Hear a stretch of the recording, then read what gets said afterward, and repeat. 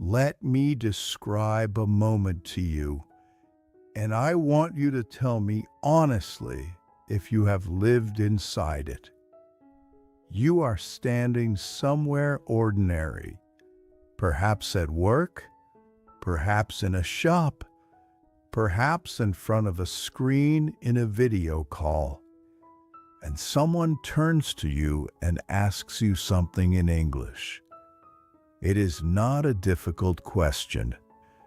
It is a simple, kind, ordinary question. The kind of question you have understood 1,000 times in the videos you watch and the podcasts you listen to. You understand it perfectly, every single word of it, and for one short second, you feel wonderful because your English is working. And then it is your turn to speak, and something strange and painful happens. Your mind, which was so full a moment ago, goes completely empty.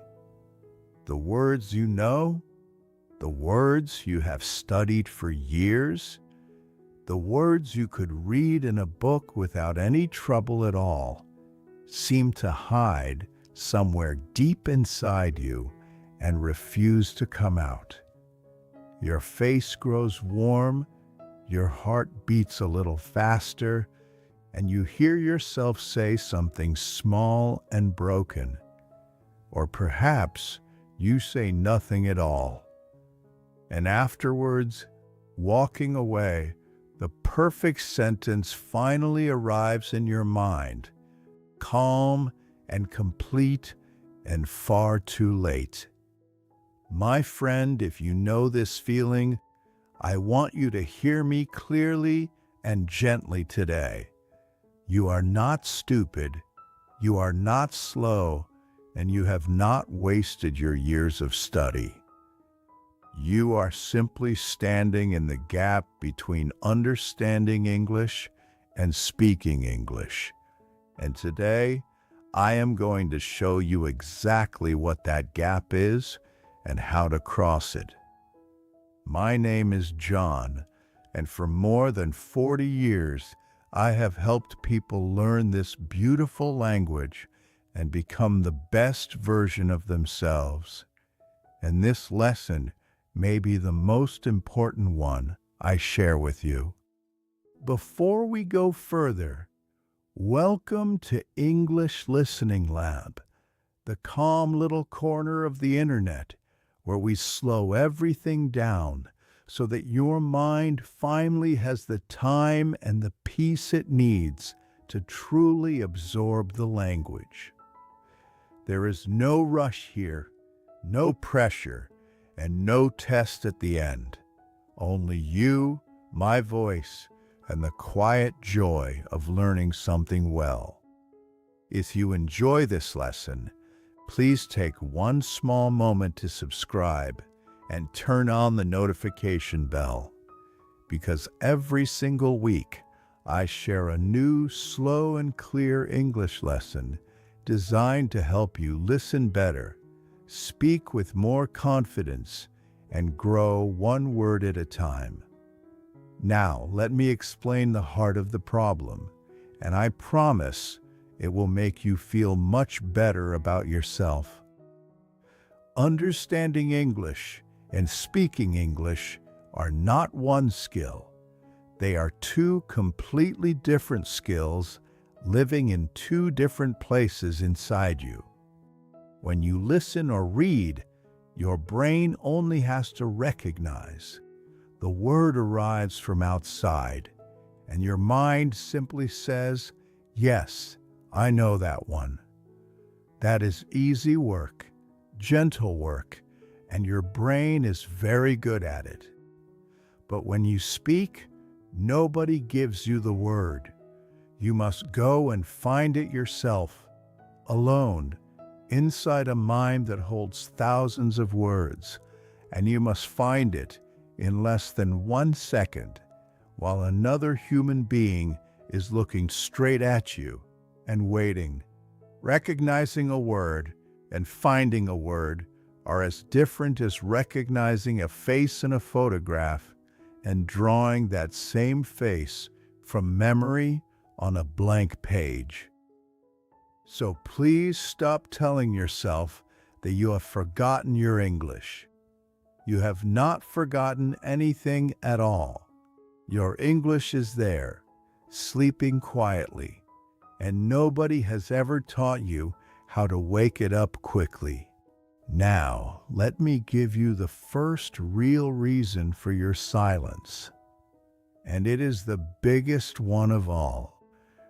You have spent years practicing recognition and almost no time practicing retrieval. Think honestly about how you study. You watch a video and the words come to you. You read an article and the words come to you. You do an exercise and the 4 possible answers are printed right there in front of your eyes. So you only have to choose. In every one of those activities, the English is given to you, and your job is only to accept it. That is not a bad thing, and listening is truly the foundation of everything. But it means that in all those years, you have almost never practiced the one thing that speaking actually requires, which is pulling English out of your own memory with nothing in front of you at all. It is like a man who has read 100 books about swimming and can explain every movement perfectly, and then stands at the edge of the water and realizes that his body has never once done it. So the medicine is simple, though it takes a little courage. You must begin to speak out loud, alone, every single day, even for 1 minute.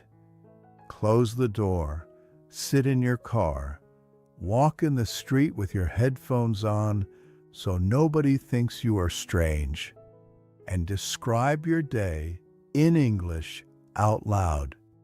Say what you did this morning. Say what you will do tomorrow. Say what you think about the weather, the news, your work, your family. It will feel awkward at first, and you will hear all your mistakes. And that is exactly the point. Because every single time you pull a word out of your memory and push it into the air, you make that word easier to find tomorrow. The second reason for your silence is quieter and lives closer to your heart. And it is this: you are waiting until you are ready. You have told yourself 100 times that when your grammar is better, when your vocabulary is bigger, when your accent is cleaner, then you will start speaking. My friend, I have taught for over 40 years, and I must tell you with great love that this day never arrives. There is no morning when you wake up and feel finished, because the feeling of being ready is not created by studying. It is created by speaking badly many times until speaking stops frightening you. And underneath that waiting, there is usually one very old fear, the fear of looking foolish in front of another human being. I want to take that fear from you today, so listen carefully. In my whole life, I have never once met a native speaker who thought less of a person for making a mistake in English. Not once. What people actually feel when they hear you trying is respect, because you are doing something in a second language that they, very often, could never do in one of yours. Your small mistakes do not make you look weak. They make you look brave. and a broken sentence that is spoken is worth infinitely more than a perfect sentence that stays locked inside your head. So give yourself permission today to be a beginner out loud. You are allowed to say it wrong. You are allowed to search for a word. You are allowed to be slow. That is not failure. That is the sound of a person learning. The third reason is more practical, and fixing it will make you faster almost immediately. You have been collecting single words when what your mouth actually needs is whole pieces of language ready to go. When you learn a word alone, sitting by itself on a page next to its translation, you must build a complete sentence around it every time you want to use it. And that building work is slow and heavy, and it happens while everyone is waiting for you. But real speakers do not build every sentence from nothing. They carry hundreds of ready-made pieces in their memory, whole natural groups of words that come out together as one single unit. Pieces like, "To be honest with you, I was just about to." That is a good question. Let me think for a second. I have not had the chance yet. It depends on the situation. Each of those is not 4 or 5 separate words to be assembled. It is one comfortable block that arrives complete. So change the way you collect English from today. When you hear a phrase you like in a video or a podcast, do not write down only the new word. Write down the whole group of words around it, and then say that whole group out loud 5 or 6 times until your mouth knows the shape of it.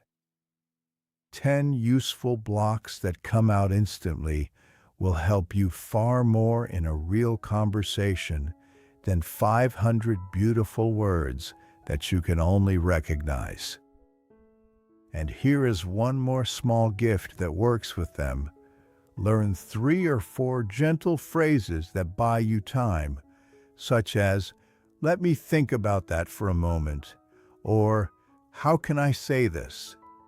Because in a real conversation, those phrases keep you speaking English while your mind searches, and they turn a frightening silence into a calm, natural pause.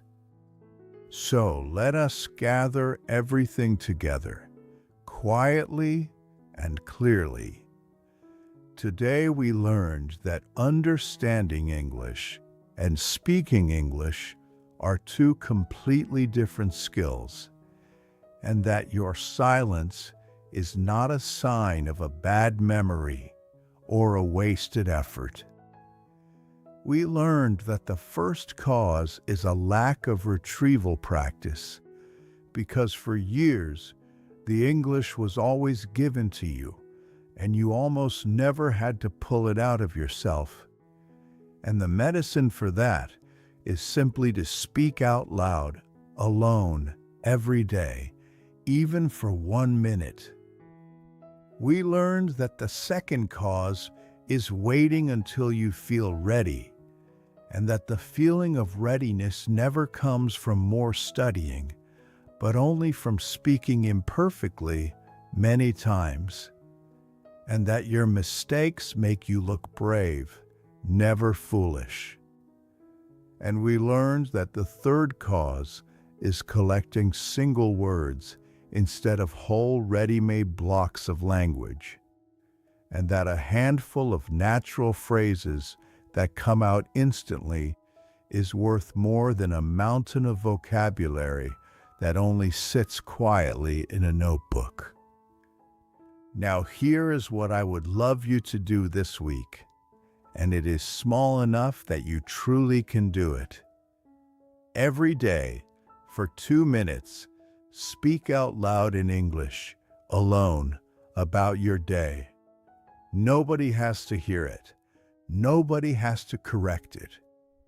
And when you listen to this episode again, choose just one phrase that I say, pause, and repeat it out loud until it feels comfortable in your mouth. Do that for 7 days, and something quiet will begin to change. Because the English that has been sleeping inside you for years will finally start to wake up. In our next episode, I will teach you something that so many of you have asked me for: how to understand native speakers when they speak fast, why their words melt together into one long sound, and the simple listening habits that will train your ears to catch them. You do not want to miss it. So please subscribe to English Listening Lab right now and turn on the notification bell so a new lesson finds you every week. Thank you so much for spending this time with me today. This is John from English Listening Lab. Keep listening, keep speaking, and remember, your English is not missing. It is only waiting for you to use it.